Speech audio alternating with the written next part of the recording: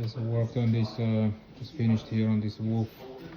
There was an uneven baking, so we changed the thermostat and it's heating up right now.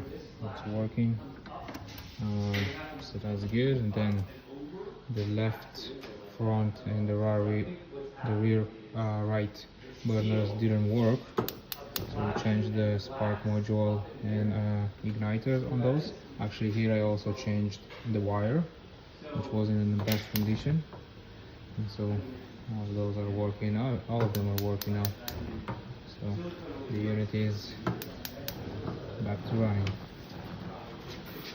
Very nice unit, especially when it works just fine.